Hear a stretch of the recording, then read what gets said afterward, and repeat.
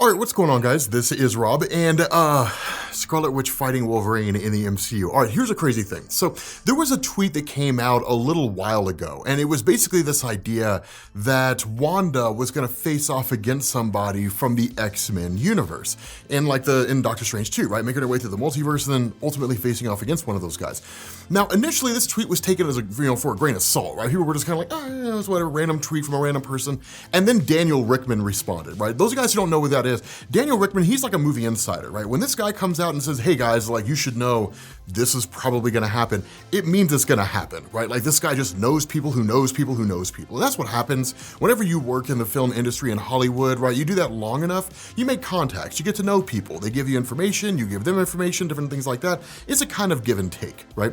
And he came out and he was like, yep, that's exactly what was supposed to happen. That like Wanda was supposed to fight Wolverine in Doctor Strange 2. That she was gonna make her way somehow into the Foxverse or something along those lines. We don't know exactly how it was gonna happen, but her and Wolverine were gonna fight and Wolverine was gonna lose. Apparently it's not going to be, and we don't entirely know why. The prevailing theory right now from like Screen Rant and MCU Direct and all these major sources out there is that Logan ended in such a way to where it had this kind of beautiful finality for the character of Logan as he was played by Hugh Jackman. And that if Hugh Jackman was gonna come back to play the role of Wolverine one last time, it wasn't going to be a punching bag for the Scarlet Witch. And like, I have to believe there's merit to that. In like the 17 years that Hugh Jackman played Wolverine, by the time it came to an end, it probably wasn't even about the money anymore, right? It was just more of the legacy for the character that he created. Because much like Robert Downey Jr. as Iron Man, Chadwick Boseman as Black Panther, Chris Evans as Captain America, Chris Hemsworth as Thor, there comes a point when you look at that actor and you only really see them as that character.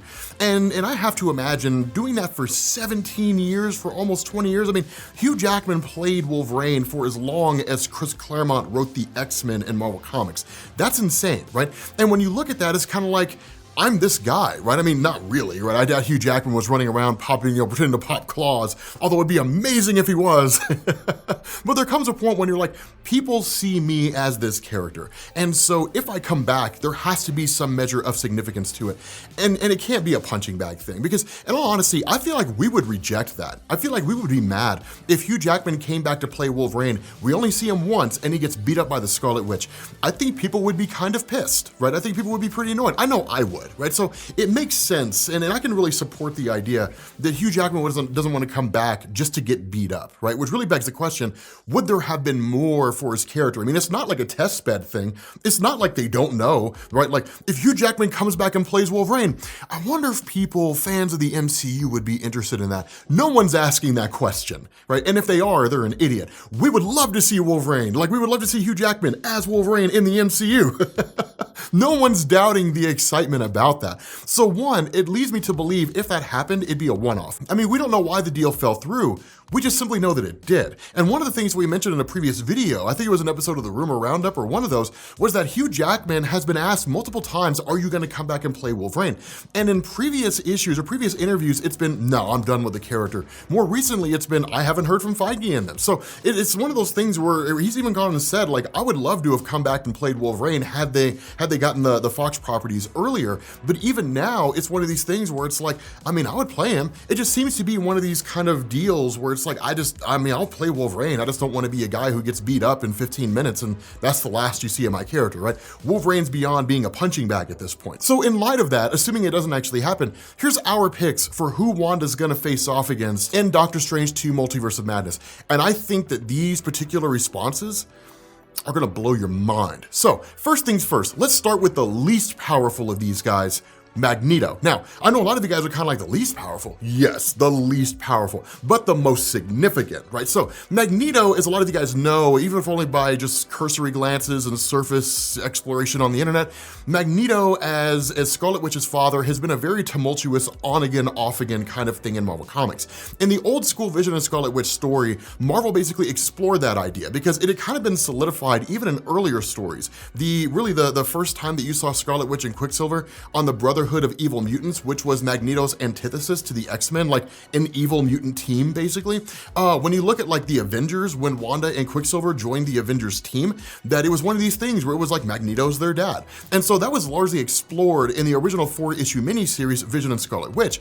And then in more recent years, through a combination of Axis, that storyline, and a few others, it was believed that where Scarlet Witch and Quicksilver were the children of Magneto, now they're not. And I have to believe, and it's never really been confirmed, I don't think, but I think we'd all be right in assuming the reason why that choice was made is because Marvel was pissy that Fox wouldn't just give them the X-Men properties back. And so they were like, well, then screw it, right? We saw Marvel do that with a bunch of different things. They literally stopped publishing the Fantastic Four for something like 3 years because they couldn't get the rights back to the Fantastic Four. So they were trying to tank the team, which was never going to happen. It was a stupid publishing decision. But the important thing here is that that Magneto and Scarlet Witch do have a lengthy history there, whether he's her father or not. And there are some great moments that are based around that concept. A really good example of this is the events of House of M. When you get to the conclusion, now those of you guys who are familiar with this, you guys know how awesome it is, but like at the end of it, it's crazy. A lot of you guys know about the whole idea of House of M, that Scarlet Witch had warped reality,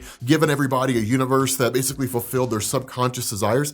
What you learn at the end of the story is that Quicksilver was the one who got her to do it, that the X-Men and the Avengers were gonna kill the Scarlet Witch because her mental instability was a massive danger to the universe because of the level of power she possessed. And so Quicksilver got her to rewrite reality. Well, in the House of M universe, like Magneto finds out, right? He's awakened, right? Woken up to how things are supposed to be. And like there's this great big huge fight happening between like all the awoken people, right? So like Doctor Strange and all those guys, and like Quicksilver and like the forces of Magneto and all that kind of stuff. And then like Magneto's like, what have you done in my name, boy? And he just shows up and he's just like bristling with just power. He's mad as hell, like he's losing his mind. And Quicksilver's like, they were gonna kill her. And he's like, I don't care. So like he freaks out, loses his mind, and kills Quicksilver, right? Just literally smashes him to death with a giant chunk of metal. It's crazy. Scarlet Witch loses it, right? She absolutely freaks, and like she resurrects Quicksilver from the dead, and she's like, that's it. She's like, I've had enough. She's like, I'll set everything back to normal. She's like, but we're monsters, we're freaks. So like as soon as she goes to set things back, Emma Frost, right, immediately realizes what's going on, and she's like, oh my God. And then like Wanda says it, right? No more mutants. And that's the end of like 98% of the mutant population lose their powers. Like literally, you pick up with everything being set back to normal. All these kids in the Xavier Institute are crying, like Wolverine remembers his entire history. Basically, anybody who's not a mutant gets kicked out. Pretty much all the mutants who are left are all consolidated down in the Xavier Institute, and they're guarded by the One Sentinels, the Office of National Emergency. So they're as much prisoners as they are being protected, but like, it's amazing, man. But like, having something like that would be cool because the relationship between the two is very tenuous. Now, the big issue that you have here, this is a big contentious point. The most extensive thing that we got with regards to the idea of Magneto potentially being the father of Scarlet Witch was in Days of Future Past, when it was kind of an offhanded remark by Quicksilver, like, I think I know that guy, and kind of alluded to the idea that like Magneto was his father. But you didn't see like a Maury Povich, you know, like, Magneto, you are the father. You didn't see that. As hilarious as it would have been, you didn't see anything like that. So how it is that you end up having Scarlet Witch and Magneto fight against each other and have any measure of significance there is gonna be a difficult one. Because at the end of the day, it would just be two mutants facing off against each other. And it would more or less be up to the audience to decipher the significance of it because of what we know could potentially be going on in the background. But without those kind of stakes there, without Wanda or Magneto actually knowing that they're biologically related, the significance is lost in the moment. So again, it would be cool to see, but there wouldn't really be a whole lot in terms of it having any real meaningful impact as far as why it matters in the first place. It would just be cool to see Wanda fight Magneto. Now, moving on to our next choice here, which is a little more powerful than Magneto, and I know this is gonna be a little bit of a debate, Quicksilver. Now here's the cool thing, right? A lot of people are gonna kind of be like, Quicksilver's not more powerful than Magneto. No, he kind of is, right? You can't hit what you can't see. And Quicksilver is probably the single fastest person in the entirety of the Marvel Universe, with the exception of the Runner, one of the elders of the universe, who literally just runs through space. For those of you guys who don't know who that is, he was the guy who actually possessed the Space Stone when Thanos was traveling around during Thanos' quest gathering the Infinity Stones. It actually turned out the Runner was not nearly as fast as he believed he was. He was just subconsciously using the Space Stone to to basically have himself move through space at hyperspeed, right? So he's not as fast as he would like to believe he is, but he is technically faster than Quicksilver. I mean, I guess if you really want to start getting into characters that are super fast but not official, Buried Alien, right, is basically the Flash in Marvel Comics. Like, he's literally a pastiche on Barry Allen. This dude is stupid fast. It's crazy how quick he is, but you see him for like 3 issues and he's in a race, and that's basically it. But Quicksilver would be a far more meaningful battle with the Scarlet Witch than Magneto would be. And the reason why is because Quicksilver's dead in the main Marvel universe, right? We know that. Like Aaron Taylor Johnson, he's gone. He died in Age of Ultron. And while a lot of us were kind of hoping that he would return, there's no guarantee that it would be. And it would be kind of cool to see Quicksilver return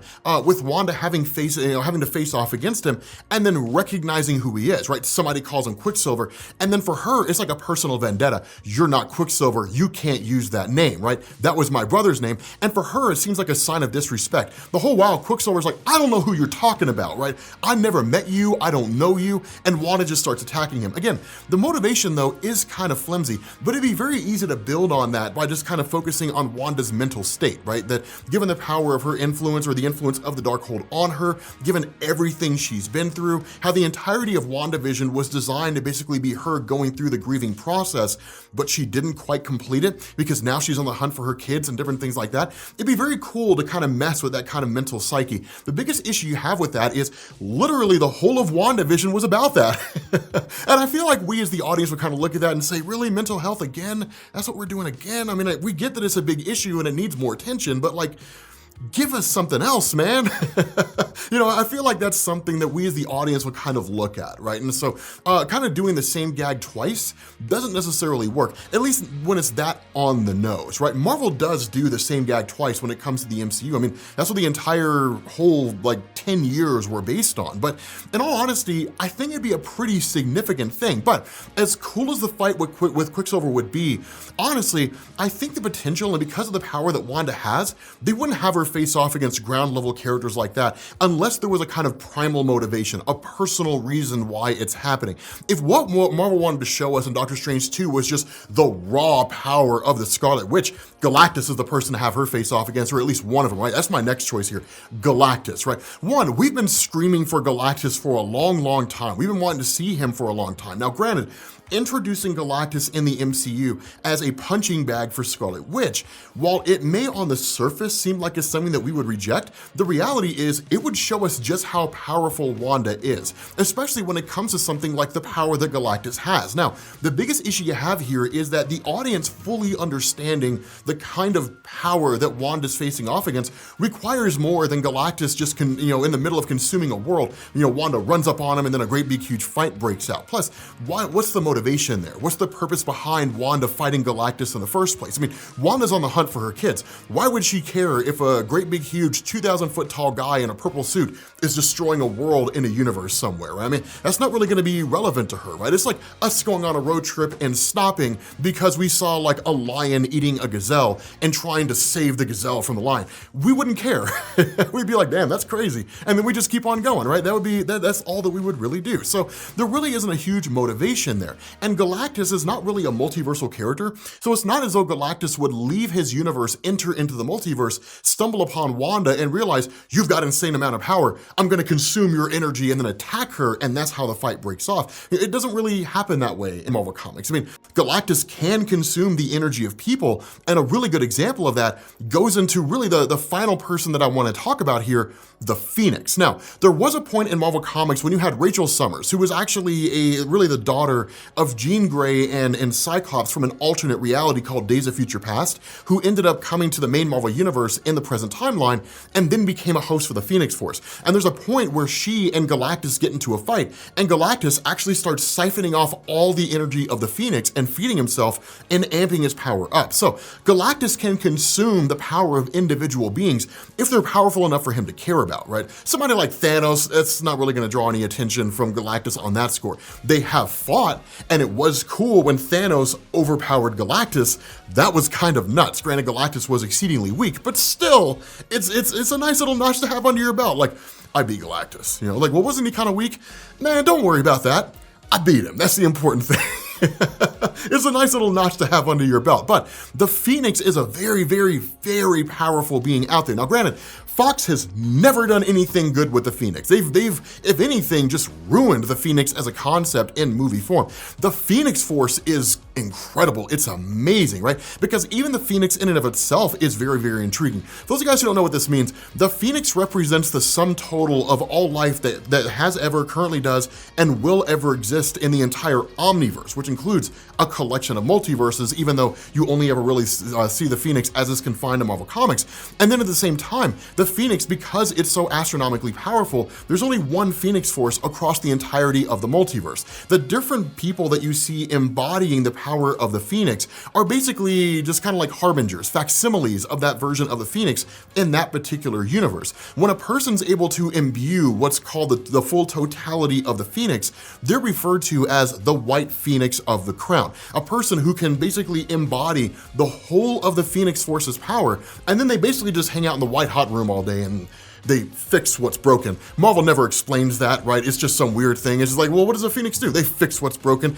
The important thing is the Phoenix has the ability to wipe out whole universes and recreate them. But exactly what the role the Phoenix plays has never truly been clear. But the Phoenix, when it originally showed up, actually encountered an alternate reality version of the Sorcerer Supreme and was essentially tricked into trying to merge the whole multiverse together. Eventually, it was all stopped by like Merlin and a handful of people, and then basically the other guy was defeated and the Phoenix Forces kind of went forward and did its own thing. But whenever a person is imbued with the power of the Phoenix, their power just skyrockets, right? They get absurdly powerful. And it's kind of a cool thing because if Wanda were to come across the Phoenix Force, and you could really create any circumstance as to why that's happening, right? Maybe Wanda is like losing her mind, she's going on a rampage, or like destroying whole universes or something along those lines, and disrupting how things are supposed to exist. The role that would normally be provided for the Living Tribunal, who would see Wanda's actions as a kind of imbalance in the multiverse and probably just destroy her, would be reserved or would be given to the Phoenix, where the Phoenix would say like, you're creating an imbalance here, it's not how things are supposed to be.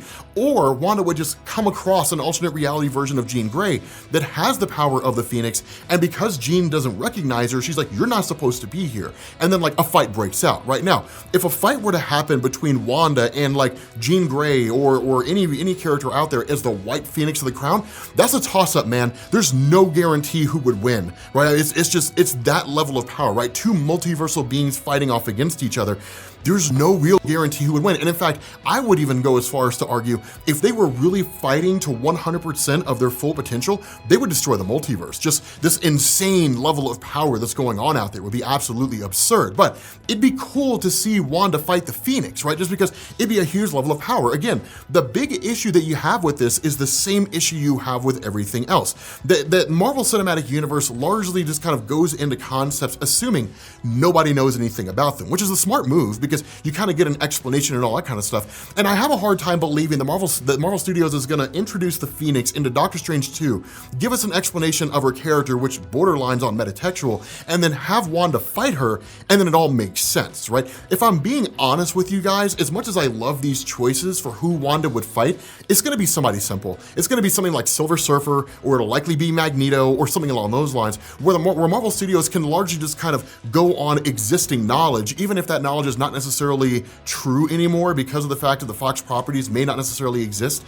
the way they previously did, but have her face off against Michael Fassbender's Magneto, right? Or maybe they're lying about Hugh Jackman and she fights Hugh Jackman, but it's gonna be something where we go into it with an already decent amount of understanding of what would be going on, so that people who are not familiar with Marvel Comics won't be lost balls and high weeds. Because at the end of the day, people would look at that and say, yeah, man, it's cool. I don't understand anything that happened, but it's cool.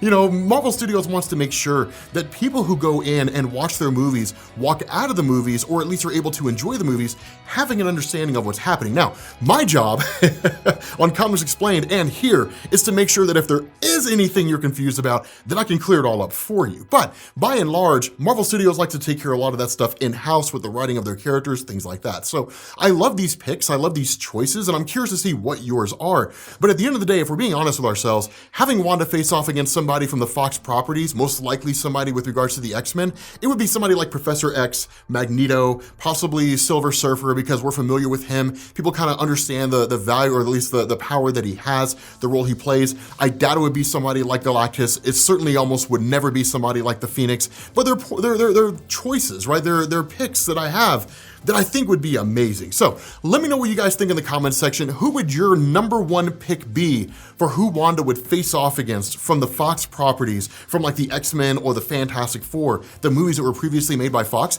Let me know who your choices are, because I'm gonna be combing through those comments and I really wanna know who you guys would pick. But thank you all for watching, and I will catch you all later. Peace.